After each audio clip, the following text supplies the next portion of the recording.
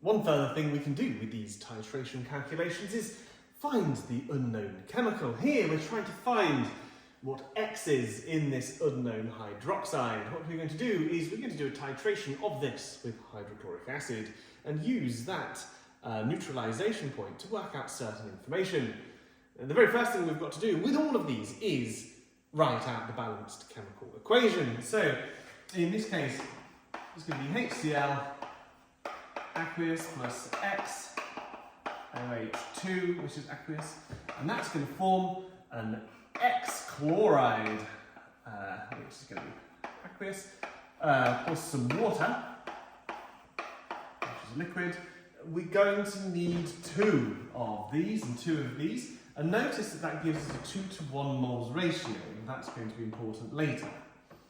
The very next thing I can do is I can work out information about my hydrochloric acid, that is the titer. I've got both the volume and the concentration, so I can work out the number of moles. The number of moles is going to be equal to make this really clear so that we can make sure we know what we're talking about, is going to be CV, which is going to be equal to the concentration, which was 0.250, times the volume, which was 21.20, divided by 1,000, 5.3 times 10 to the minus 3. Yep, I think so. 5.3 times 10 to the minus 3 moles.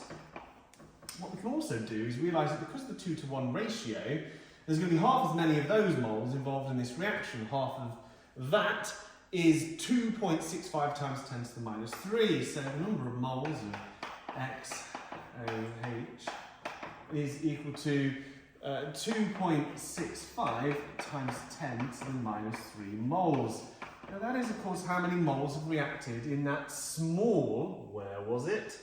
It was in originally 250 centimetres cubed. In a titration, only 25 centimetres cubed of it was used. Now that means that the original mixture had got 10 times more volume in it and 10 times more moles in it.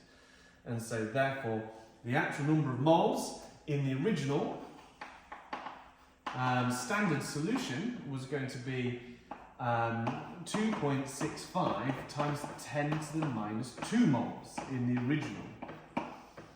Now, of course, at this point, I've got the sample mass and I've got the number of moles. I could proceed to try to work out what the molar mass would be. That's where we're going to go with this. So the number of moles is equal to the sample mass divided by the molar mass. We've got everything but the molar mass. So the molar mass is going to be equal to the sample mass divided by the number of moles. The sample mass was 1.96. The number of moles was 2.65 times 10 to the minus 2. 1.96 divided by this is going to give us 73.96 grams. 73.96 grams. Now, of course, that is the molar mass of the whole thing. The XOH2 is 73.96.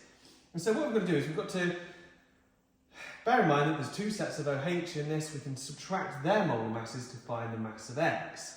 So the mass of X by itself, let's call it X, is going to be equal to 73.96 grams minus the molar mass of 2 times 16, which is the molar mass of oxygen, plus hydrogen. And that's going to give 39.96 grams. We now look at the periodic table, and it turns out that X is calcium.